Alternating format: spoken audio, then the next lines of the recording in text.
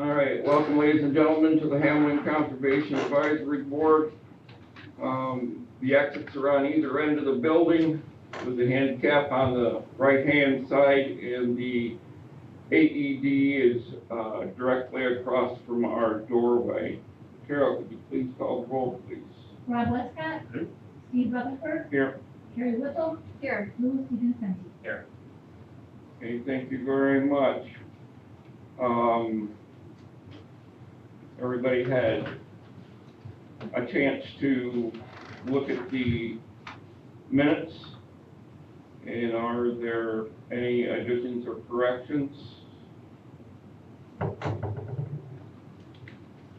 Hearing none, can I have a motion to approve the minutes? I'll move to approve. Second?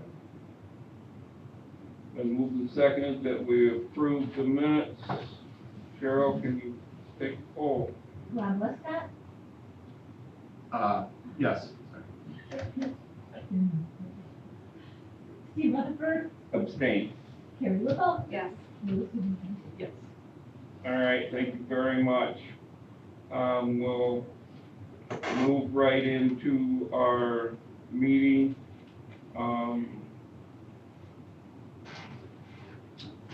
And Janine is absent today. Is there anyone that covered for Janine? I did. Okay. So I just have the meeting minutes, but we'll summarize here. So there was a public hearing for McKenna Smith to operate 240 Morton Road to operate a dog grooming salon at the 240 Morton Road. She's thinking that she's going to do it in half of her existing garage. The engineer stated that there'll only be one car per appointment and up to 4 dogs being groomed per day. Plumbing will go into the septic system. And a motion was made and carried. There was also a public hearing for JDP Lands LLC at 1665 Redmond Road. They wanted to do a single lot subdivision for their property. They wanted to buy 5 acres from the house, and then the remainder of the land will be farmed. I think they're selling the home to a family member, and the rest of it will stay with the farm. And a motion was made and then carried. Then under the agenda, there was a conservation corridor development permit for Scott and Christine Stevenson at 5852 West Matoma Beach Road. They were seeking a conservation corridor permit to add a fence on the lakeside portion of the road. And then she's also proposing a 10 by 10 shed in the roadside yard, and then a fence on the waterside yard. She has, looks like she already has a 4-foot picket fence that was already approved by the zoning board. There were no concerns from the board, and the motion was made and carried. There was a special use permit for Thomas Barbara at 236 Lake Road, East Fork. They were seeking a special use permit to operate the marina with docking. It's in the RCW zoning district. Mr. River represented himself before the board. He's seeking a special use permit to continue operating the marina. Sounds like he purchased property years ago, but was not made aware that he needed the permit at the time of sale. So he was looking to have that come into place. Who? Time. Oh, okay. Valera. I said it wrong, I apologize. So a motion, new site plan will be required, and I do believe it was on the agenda for next month. Yes, okay. There is a site plan amendment for Dana and Lisa Savino, excuse me, is that right? Savino. At 7 Fencewood Lane, they're seeking a site plan amendment for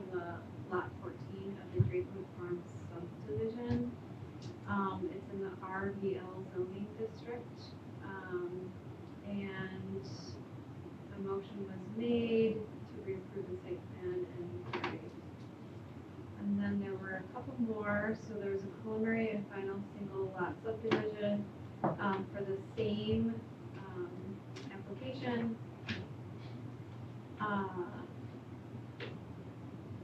there was no, there's no result on that, I'm not sure if that was included, before, in the other, amendment, but, I don't know, was anyone else there?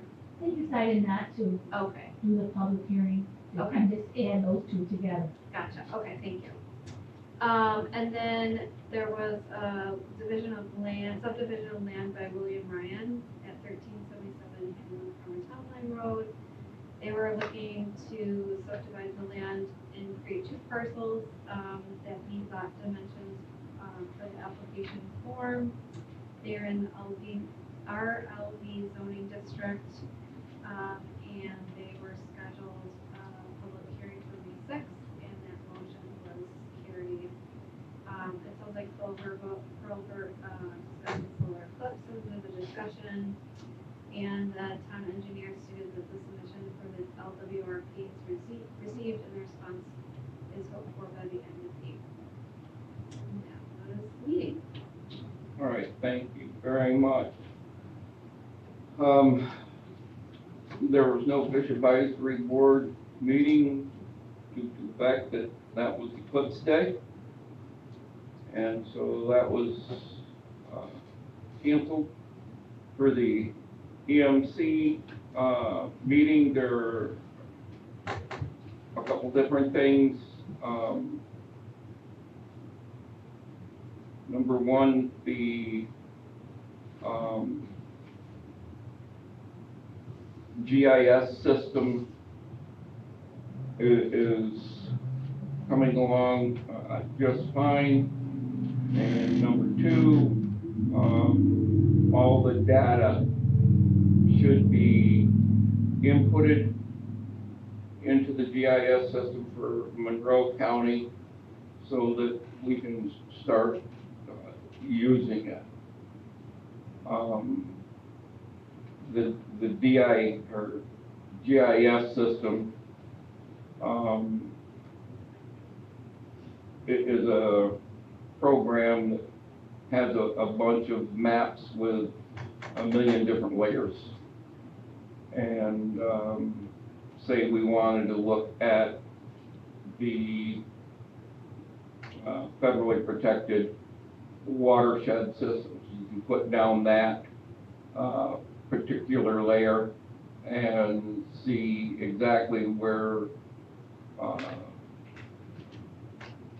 they are and what they entail. And number two, if we plug in invasive species, we can look at how the invasive species in the county are spreading out and where they're projected to be or go next. So it's a pretty interesting system. It's very, very complex, well beyond my pay grade. And it's expensive. But the second thing is we have two people from Trout Unlimited. One of them named Dave Agnes, and the other one is Lance.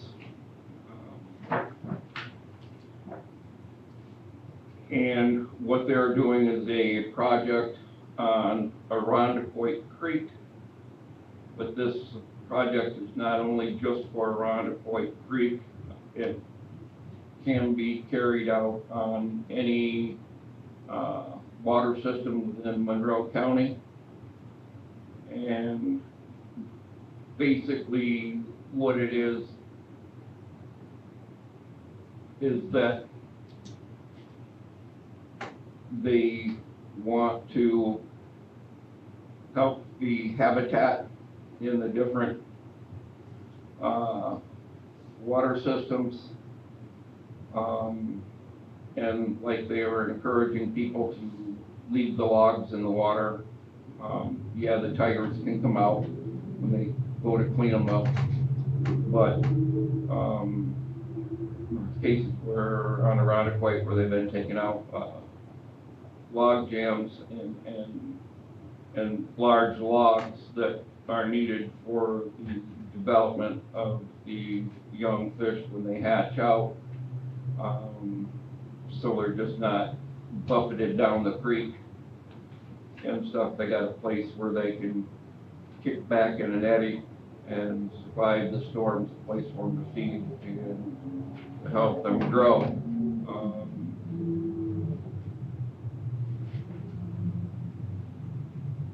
Most salmon and trout species that go in and out of Lake Ontario spend anywhere from 1 to 2 years in the creek systems before they go out to sea. That's what they would naturally do in the Pacific or the Atlantic. And so they are encouraging people to keep the help with the habitat by keeping logs in, showing better ways to put in riprap on their properties and stuff that would help fish grow. And that's all I have. So, next would be Mr. Rob. I will make note of the name that's Yes. associated with Did you it. just see me crossing everything off? Take care of that, I apologize. Couple things from the town board meeting.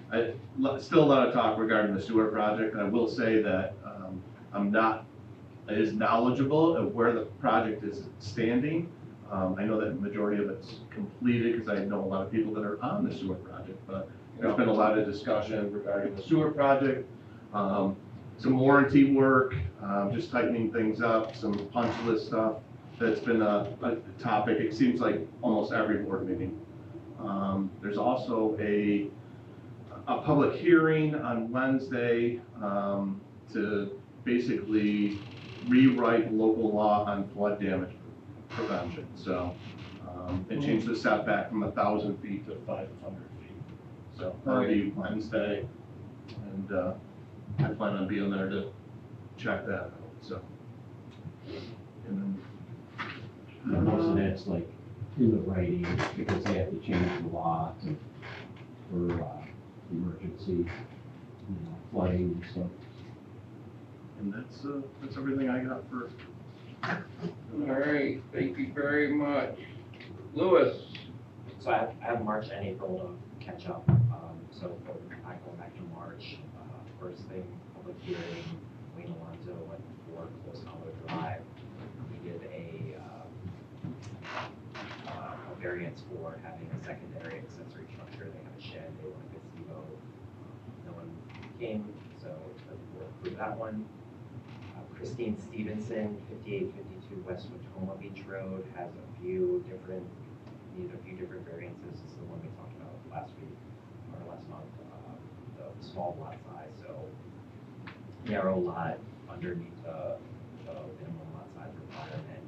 Wants to place a shed, so it's gonna be within the distance from the road and the side lot. She also wants to put a 4-foot fence in the yard as well.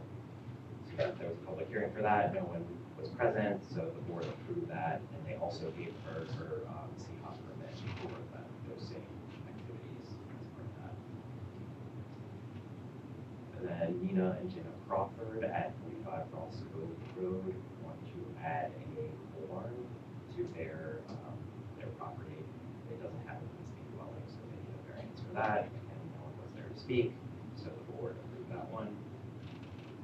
Anthony Schaefer at 2978 Church Road wanted a side setback variance to add on a garage and living space above the garage as part of their house. So they're going into the setback from the lot side, the side of the lot. And no one present to speak. That one. Thomas Barbara at 236 Lake Road, Eastport, wants to add a third storage structure on the property. He also wanted it to be 18 feet high, where the maximum is 15 feet. Who? Tommy? You keep saying the last He's name a- wrong. Barbera. Barbera. He wants to add a home, Oh, so between the house and the road. you, I just couldn't hear him. I'm mumbling. Yes, quit. Yeah, you sound like my wife. Anthony Romano, 630 Drake Road, wants a 4-foot setback variance from the garage to the dwelling for a garage. That was just on the agenda. They had the public hearing in April, so just last week, no speakers, so that one was approved. Paul, so this is going into the April meeting now. Paul Keller on 1431 Lake Road. So I just thought this one was interesting because he put in a variance for having a 20-foot high storage building, but he's in the commercial general business zone district, so there's no, it's considered a principal building within that district, so there's no variance as part of that. I thought that was interesting. William Tyndale at 27 Highview Drive wants a secondary accessory structure. He's got a shed already. They want to add a pavilion in the rear yard, so they scheduled a public hearing for May for that one. That's it. Alrighty.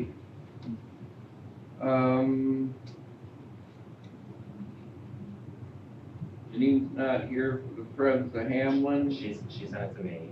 Okay. So she says, Eclipse Day was overpassed, as we all know, I think. But there was a good turnout of spectators at the park. No gridlock though, people enjoyed it, were respectful. 100 trees for 100 years of the New York State Park System have arrived. They're going to be planted over the 3 consecutive days beginning on Arbor Day, which is April 26th. 20 ADA picnic tables and 1 square ADA table for the anti-observation platform have been purchased through a grant awarded to the Friends. And then a reminder that I Love My Park Day is May 4th, and there's the website for that through, so it's a volunteer for that. Cheryl for the minutes. Thank you. Alrighty. Okay, that concludes this portion of the conservation board. Can I have a motion to adjourn? I'll move to adjourn. That moves us right into the Hamlin Waterfront Committee. Were there any referrals? No referrals. No referrals. Okay, at this time, is there any discussions? I want to thank Cheryl and Carrie for showing up to hand out trees. It was a freezing cold day, but we gave away a bunch of them. Another thing to make notion in your packets is the requirements and responsibilities for the board. We all know things come up, but you gotta let somebody know. So, anybody have anything else to add?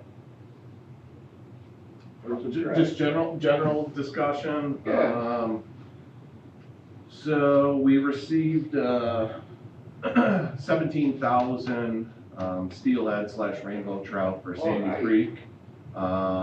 They were put into pens. I don't know if anybody's familiar with this pen rearing program that we have here at Sandy, but we have we essentially have 5-foot by 5-foot by 20-foot long pens. They're basically netted. They're floated in the creek. The DEC delivers us fish. We put them in these pens. We feed them with automatic feeders for 3 weeks plus. And it basically gets them acclimated to the creek so that they return when it's time, when they're mature. We released them on Saturday. So there's, we had 15,000 that we were holding in the pens. There was 2,000 that were directly stocked on the day of delivery. So that was done on Saturday.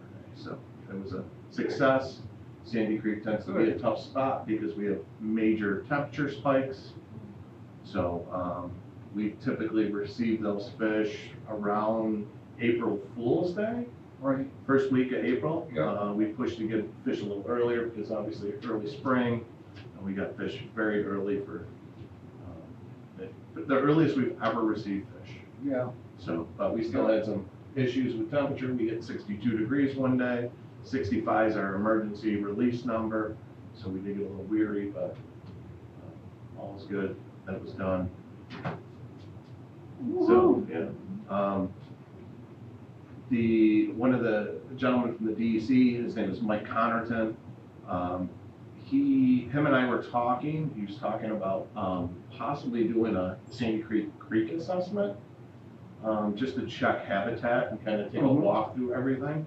Obviously, he understands the challenges that